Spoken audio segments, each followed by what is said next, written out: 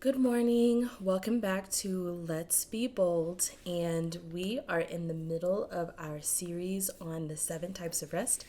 And today we are going to be talking about emotional rest.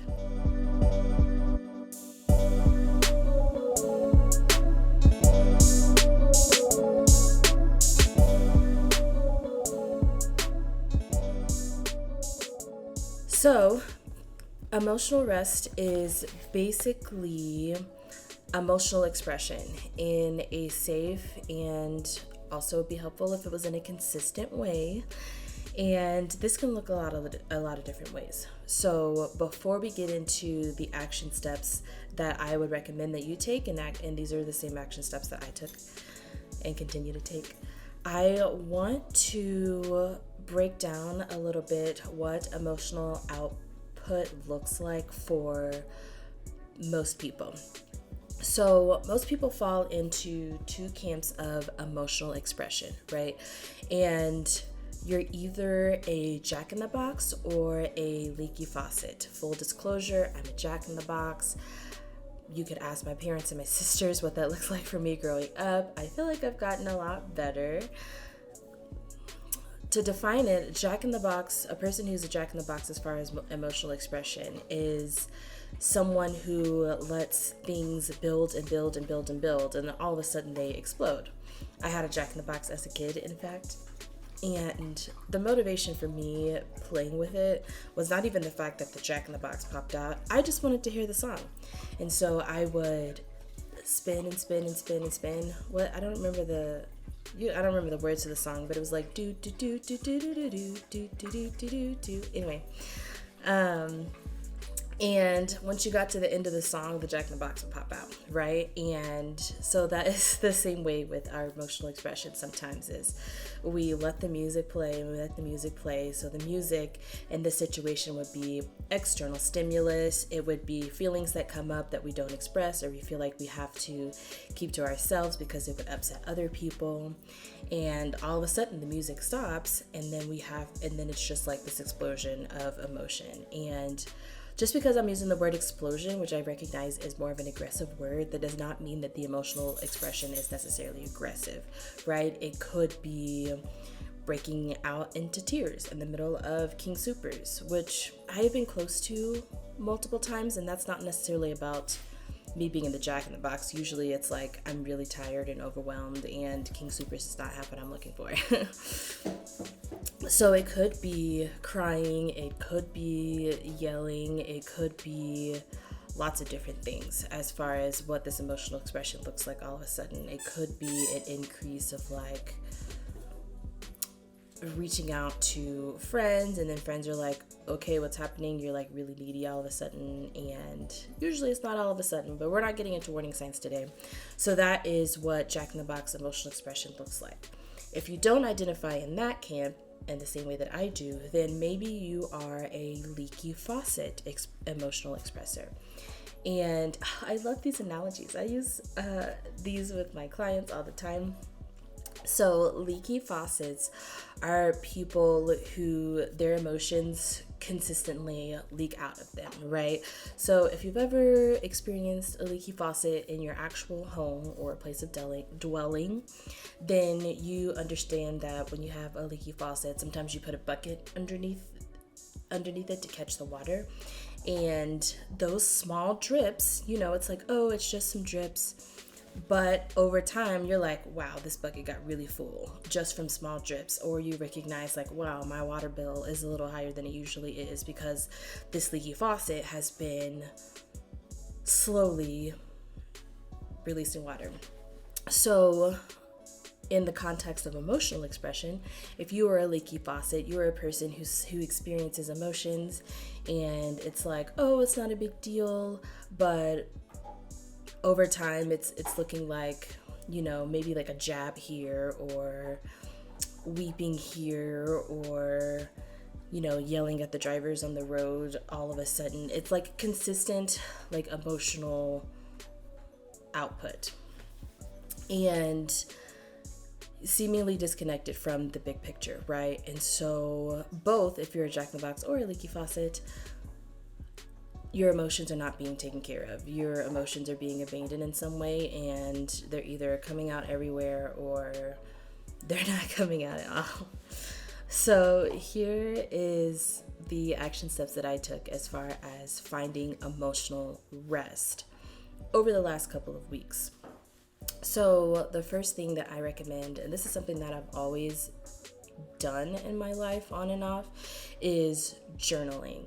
I am a big journaler. I'm a big writer in general. And for me, writing comes out as like poems, which I haven't poemed in a while, not really since high school, but poems or short stories or random musings about my viewpoint on things. And sometimes it's like journaling, actually writing out, okay, May 24th, this is what happened. And here's how I felt about it. And sometimes if I'm like, oh my goodness, I really don't feel like writing through things, then it's bullet pointing. I'm bullet pointing, okay, these people are on my mind, or these events are on my mind, or these tasks, or whatever it is. So sometimes I just bullet point it, and that is still helpful. Writing our emotions can be just as helpful as talking out our emotions with someone, because it is our brain, like the left side and the right side, connecting with itself, right? And so it helps us calm down. It helps like our heart rate stay lower.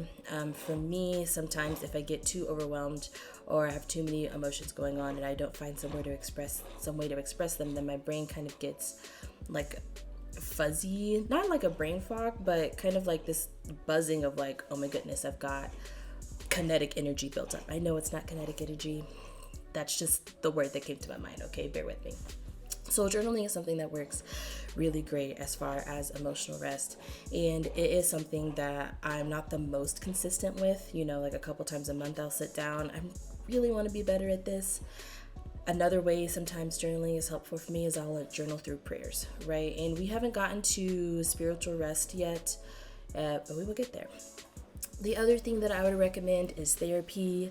It's not just because I'm a therapist and I need money, but and it's my way of living and paying the bills. But I also engage in therapy. I have a therapist. I see her like twice a month. Usually it's every other week. Sometimes it's 3 times a month.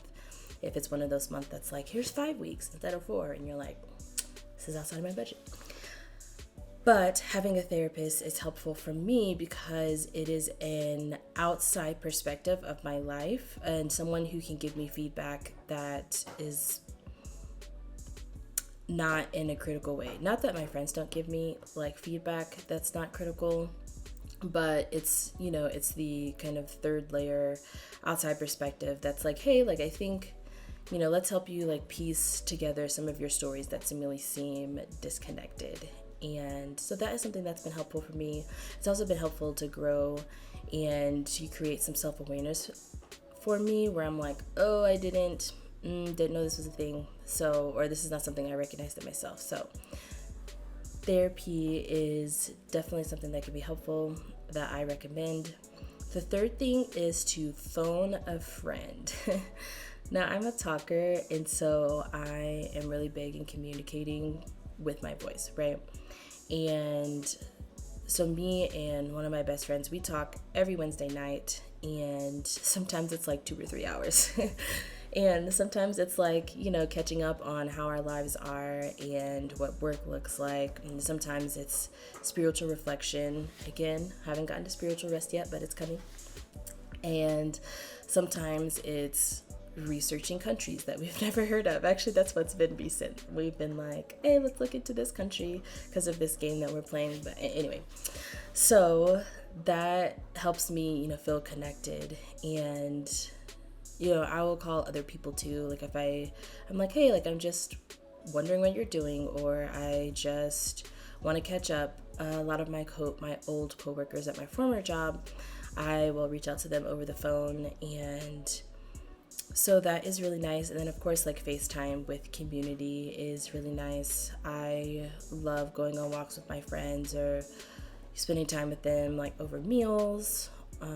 So yeah, connecting with friends, telling them, hey, like I'm having a hard time, or hey, I'm having a great time.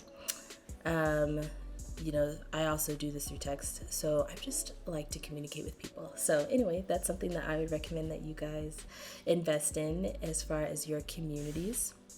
And then finally, okay, so this is something that I did recently, and it is I went to a mental health conference. My dog is circling.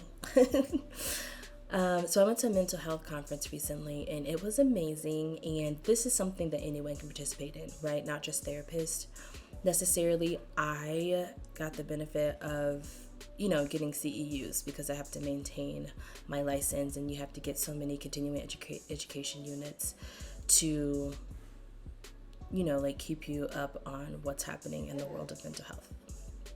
Anyway, so the one that I went to recently is called Redeeming Heartache, and honestly, it was amazing. We got into 3 archetypes of people's woundings, and we're all wounded, okay? So 3 archetypes of people's wounding, what it looks like in an unhealthy place, and then what it looks like when we are redeemed.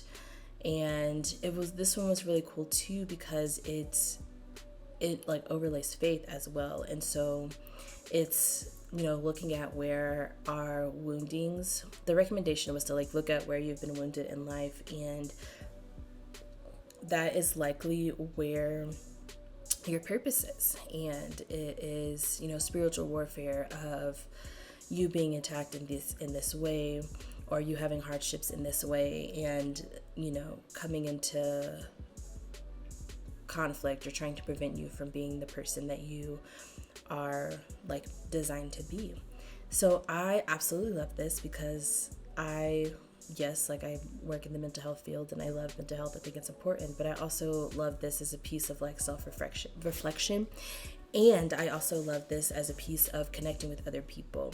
I served at this conference, and just listening to other people's stories, listening to what hit for people or what resonated with people, and then also, being able to create a space for prayer and being able to enter a place of taking care of other people's emotions when they become emotionally expressive. So yes, those are my steps and recommendations for the ways that you can engage in emotional rest. And I'm sitting here and I'm thinking about it, and I'm like, this is also really clicking with spiritual rest in a lot of ways. However, spiritual rest is not yet. We'll get there. Next week, I hope to talk about social rest, and I'm excited about that. So that is my challenge for you, to find one of these 4 ways to engage in emotional rest. And these aren't the only 4, right? You're not tied to these. If you want to find some emotional rest and create some emotional space for yourself, this is the way that it looked for me over the past couple of weeks. And I hope that you find that rest and continue to engaging in the overlapping of the other types of rest that we've talked about so far. And I will see you next week.